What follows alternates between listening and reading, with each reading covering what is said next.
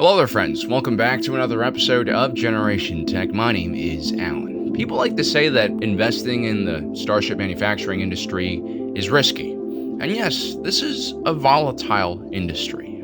There are cycles. Politics, galaxy-wide wars can make or break an entire company. And plus, people get emotional about their favorite ships, which is a problem. But with the right research, discipline, and mindset, you can make a killing. I mean, you work hard for your money, Steve, and you probably realize now that your wife was right all along, that betting your child's college funds on underground Ewok fights is not an investment. It's actually called a gambling addiction. So why not subscribe to our channel where we give you guys in-depth looks at all of the major corporations in the Star Wars galaxy, so you can decide for yourself whether it's a good choice to buy or not. Anyway, in our last video, we talked about the struggles that older companies like Sant and Senior faced. You know, bureaucratic bloat, corporate nepotism, just a lack of innovation.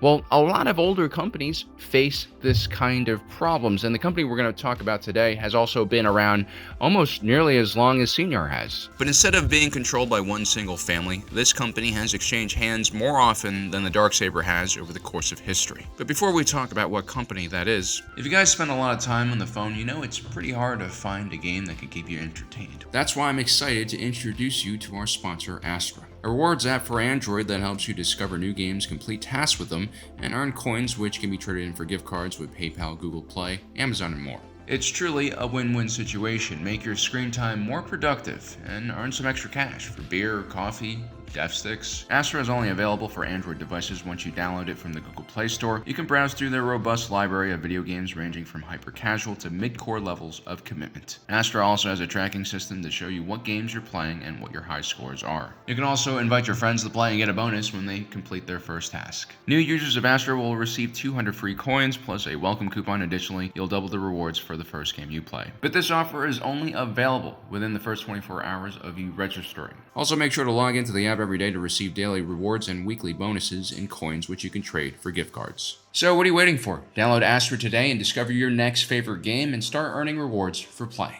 Anyway, the company we'll be talking about today is Hoersch-Kessel Drive Inc. It was a company founded by Neimoidians who honestly get a bad rep in Star Wars because of individuals like Lot Dodd and Newt Gunray, who aren't any more representatives of their species than Logan Paul is, a representation of human beings. Neimoidians are actually a species that evolved from the Duros. You can kind of see the similarities in their eyes and lack of a nose. Neimoidia started out as a Duros colony many thousands of years ago, but humid weather and heavy gravity slowly changed them until they were physically different enough to be a different species. The Neimoidians lived a very tough and terrible existence for much of their early history. You'll find that a lot of the more aggressive and expansionary species in the Star Wars galaxy, like the Hutts, the Mandalorians, people from Staten Island who go down to the Jersey Shore every summer, all share that very similar background. Now, people tend to perceive Neimoidians as greedy and cowardly, but after reading the Brotherhood novel where Anakin and Obi-Wan Kenobi go to investigate a bombing on one of their purse worlds, Cato Neimoidia, I kind of understood their species better. Empathy is hell of a superpower once you tap into it properly. See, the Neimoidians are meticulous and cautious because of their life experience. A Neimoidian starts out life as a grub in kind of a hive situation, and for the first 7 years of their life, they have to fight for resources, food, and space in order to survive. If they don't get enough nutrition, they actually turn into a mindless grub, or a mindless drone, so it's actually kind of terrifying. Environments like this tend to create cultural trauma that have most Neimoidians, always planning ahead and saving resources even when they don't need to. Thus, for survival reasons, the Neimoidians have always been super rational and calculating in their decision-making process, which makes them especially well-suited for the business world, especially in low-margin businesses like logistics, where attention to detail and good planning is extremely important. Now, in the earlier years of the Neimoidians' expansion to other worlds, Hoersch-Kessel Drive Inc, or HKD, which we'll call them for the rest of the video, really started growing alongside that expansionary effort. By 4000 BBY, HKD was one of the most successful shipbuilding companies in the Old Republic. They developed the Delia-class Courier, a large 70-meter-long ship that had the speed and maneuverability of a starfighter, but plenty of habitable space inside and storage for trade. The entire ship was also heavily automated, so you technically only needed one crew member on board, which was impressive. You see, Neimoidians, as a species, heavily preferred to use droids to do do any type of manual labor work or just hazardous work. This, of course, is due to their more cautious nature, which we talked about. Risk assessment was actually not just something the Neimoidians did, it was an important part of their culture, something they took great pride in. It took a lot for a Neimoidian to survive until adulthood. And so they were also pretty obsessed with status and liked to surround themselves with battle droids and droid servants to make themselves feel more secure and look more important. And so the Neimoidians put a lot of effort into minimalizing the crews on their starships and using droids and computer systems to manage the various systems on board. Most HKD incorporated ships were built like this. The unintended side effect is that it made their ships much cheaper to operate, and that, along with Neimoidia's position on the major Tyrellian trade route, meant that the Neimoidians as a species naturally gravitated towards logistics and trade as well. The Trade Federation would be partially founded by Neimoidians. Now you might be thinking to yourself, well, Alan, this video is about the worst ship manufacturer in the galaxy, so what's up? You haven't said anything bad about HKD yet. Well, what basically happened to most ship manufacturing companies was the Rusan Reformation. 1,000 years of peace is terrible if a large part of your portfolio includes building, military ships. And HKD was affected by this 1,000 year of peace as well. And when you destroy an industry leader like this, you also destroy technology and the know-how to create certain things. By the time of the late Republic era, HKD was a shadow of what it once had been, and now it mainly built super transports and container vessels, usually numbering less than 100 a year. Such vessels were relatively expensive to build and also purchase, but they were always in demand, especially with the Republic and Jedi's new focus on establishing more trade routes and stability in the Outer Rim region. This naturally created more opportunities for resource extraction and manufacturing in the region, which needed new super freighters to service them. Plus, HKD's computer and droid integration into their platforms was still second to none, and super container ships really needed minimal crews in order to run a profit. Now, the organization we talked about before, the Trade Federation, would grow in power during this period of time. The Trade Federation actually started out as a commerce guild, which was designed to basically mediate trade disputes and disputes between shipping companies and merchants. The Trade Federation was also a trade union that fought against the large corpos like Pulsar Supertank, Quasar Cargo, Red Star, which not only had scale in their favor, they also controlled many of the Outer Rim spaceports in the galaxy and either charged exorbitant fees or just straight up denied competitors access. These companies also refused to share navigational data with other companies, which was kind of a taboo thing. I mean, most spacers shared navigational data for safety reasons, right? There's a lot of debris out in space that can destroy or hit your ship. And so the Trade Federation essentially organized a lot of smaller and mid-sized shipping companies together. They established standard policies and regulations, and they tried to challenge these much larger shipping companies. And one of the things that the Trade Federation did was contracting HKD to build a pretty large fleet of their LH-3210 cargo freighters. This significantly increased the company's revenue and production scale. They're also Neimoidian members of the Trade Federation's directorate board, and they most likely had relationships with the executives in HKD, a Neimoidian-run company. Now, this massive purchase of cargo freighters would allow the Trade Federation's aligned shipping companies to quickly grow in size. Not only did they increase the amount of goods that these smaller transportation companies could haul, these larger ships also deterred piracy, one of the bigger issues plaguing companies of all sizes. Soon, the Trade Federation started rivaling the core-based shipping companies in both revenue and operation scale, and, You either die a hero, or you live long enough to see yourself become the villain. A few things would occur that would also greatly increase the power of the Trade Federation. First, the Nile conflict would lead to the destruction of the Starlight Beacon and essentially stop the federal government's attempt to civilize and establish order in the Outer Rim. As the Republic started focusing corewards once again in the last few centuries of its rule, the Galactic Senate, in a last-ditch effort to alleviate the great poverty and instability in the region, created the Free Trade Zone. This essentially lifted all taxes and regulations from the Outer Rim territories, and this was designed to attract commerce and capital investment to the region. Organizations like the Trade Federation and other mega conglomerates were quick to jump on this opportunity, moving their operations out of the colonies and mid-territories to this new tax haven. With almost zero Republic presence in these areas with no regulatory bodies, companies could operate in a much more efficient and cruel way in these areas, and they started basically flooding the core of the galaxy with cheap resources and cheap products, which only increased the power that these mega conglomerates had over the political system. Their attempts to reform the free trade zone in 67 BBY, but by that time, the Senate's ability to affect this part of the galaxy had greatly diminished. In exchange for allowing new regulation that would make it easier for startups to begin operating in the Outer Rim, the Trade Federation was granted a seat in the Senate, putting them on the same level as many member worlds. Which is kind of crazy. I mean, a lot of these member worlds were represented by like a sector level representative, which means one representative for maybe hundreds, if not thousands, of worlds. Yet the Trade Federation got direct representation. This was corruption at its height. At the same time, the Trade Federation was also lobbying for more defensive measures to be placed on their starships, which went directly against the Rusan Reformation's Demilitarization Act. The Trade Federation ships were being attacked more frequently by bandits and now ideologically driven pirates like the Stark Commercial Combine, who created an almost Robin Hood-like image of themselves, robbing the rich, powerful corpos and spreading the wealth to the downtrodden of the Outer Rim. In truth, both sides in this scuffle were kind of villainous in their own way. To solve their needs, the Trade Federation started arming their ships with weapons, something that HKD was contracted to do in complete secrecy. At this point, the Trade Federation secretly purchased HKD through their own subsidiaries, most likely set up by Damask Holdings. This was a Sith-backed lobbying and financial group that sought to create disruption in the Outer Rim to keep the Republic and the Jedi Guardian off balance. By 32 BBY, outcry against these corpo-feudal states in the Outer Rim reached a new height, and the Senate was finally forced to pass Prop 31814D, which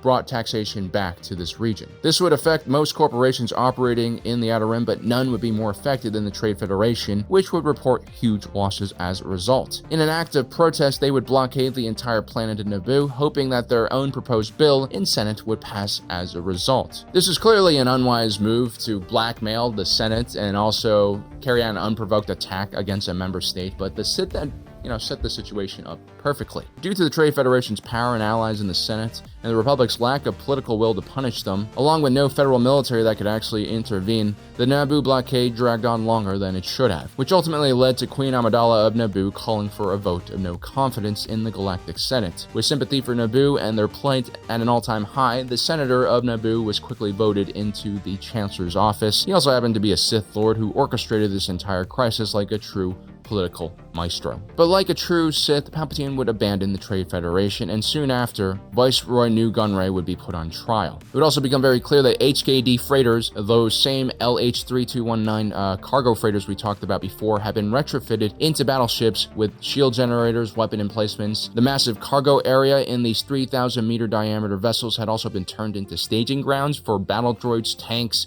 troop carriers, and starfighters. HKD was clearly responsible for these upgrades, and people were shocked by the extent that the Trade Federation had militarized. But sadly, this was just a taste of things to come, a testing ground for weapons that would tear the galaxy apart in the future Clone Wars. The Neimoidians were forced to sell HKD as the company was also sanctioned for subverting centuries-old laws on demilitarization. Eventually, a group of Duros investors would purchase HKD. As we mentioned before, the Neimoidians and Duros were quite close, and they maintained a lot of contact, and the Duros investors tried to at least maintain the same culture within the company for a while. But eventually they had to sell the company to a Nimbinese clan who had been eyeing the company for many centuries. The Nimbinese were an interesting species. They were known for their love of puzzle solving, information gathering, and believe it or not, bureaucracy. When the Nimbinese joined the Republic, they found the convoluted bureaucratic system that ran the galaxy was quite simple when compared to their own extremely complex bureaucratic system. And so they became experts at navigating the Republic's laws and regulation.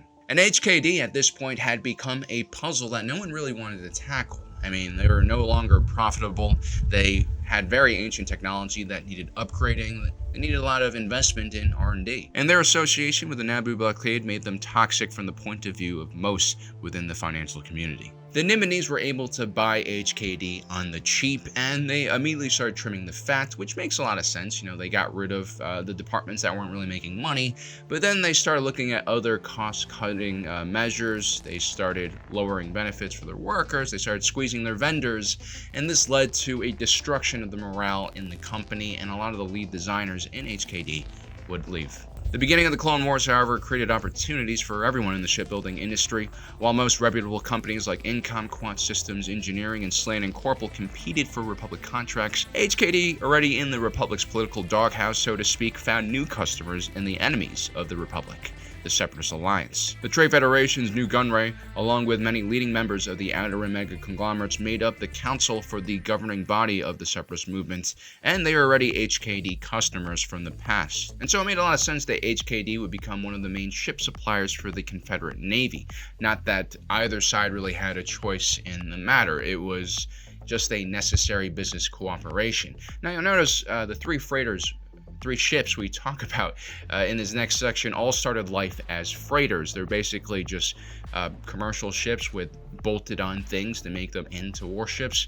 The reason why HKD never redesigned any of their ships to become true warships is probably because of the cost saving measures introduced by the Nimes. And so this is really just one of the worst periods in the company's history. A lot of these ships would underperform compared to other ships in their class. The LH-3210 capital ship that had been covertly modified to become battleships in the years leading up to the Clone Wars were now being openly manufactured as battleships. At the center of this platform were the core ships. After the Galactic Republic forced the Trade Federation to disarm their original battleships, the Trade Federation secretly kept the core ships, which resembled the shape of a Neimoidian hive and would serve as the basis for the new fleet of Lucrehulk battleships. The core ships housed massive generators and operation centers for the larger vessel. Their biggest advantage was really their massive size. That gave them a huge amount of cargo capacity. During the Battle of Geonosis, for instance, millions of battle droids and war material managed to escape the conflict aboard these Lucrehulks. A single one could carry up to 6,520 AAT hover tanks, 139,000 B-1 battle droids, and 1,500 Vulture-class starfighters, all of which could be controlled from the Center Sphere's command center. Now, despite their size, the Lucrehulk battleships really were kind of underpowered and didn't perform nearly as well as other ships of their size. The shape of the vessel was designed for hauling cargo, and that meant there was plenty of surface area on the ship that needed to be covered in armored plating and gun emplacements. Clone pilots quickly developed an understanding of where the blind spots in the ship's overlapping point defense weapons firing arcs were. For the same reason why cargo ships in our own world would make poor naval vessels, the Lucrehulk's commercial design origin made it far too big of a target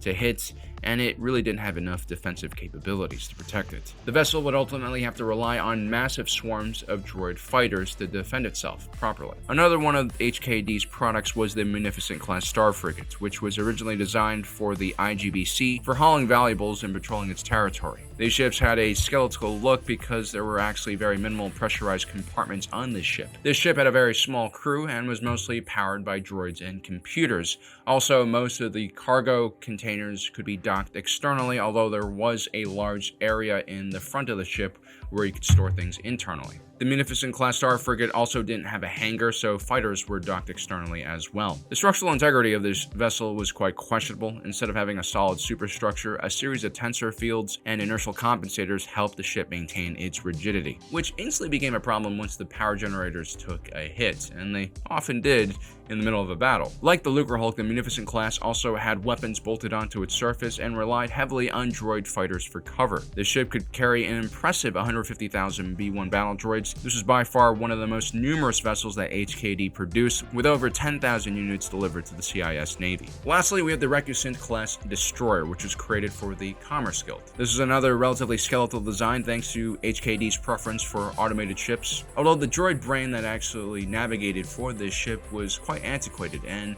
so the Recusant class had a tendency to crash into other vessels while in fleet formation, which is obviously not something you want. The Recusant class could carry around 40,000 battle droids internally, but an upsized carrier variant was also designed. It should be noted that all three of these HKD vessels benefited from having extremely robust shields that allowed them to survive engagements for much longer periods of time. But because none of these ships were purpose-built warships and their structures were pretty weak, Once the shields failed, these ships could be easily destroyed by concentrated turbo laser fire. Ultimately, the Confederacy was desperate to work with HKD and vice versa. This was a sad end to a truly ancient company. Now, several HKD ships would be refitted by the Rebel Alliance during the Galactic Civil War, but as far as we know, this would be the last we would hear from this venerable company.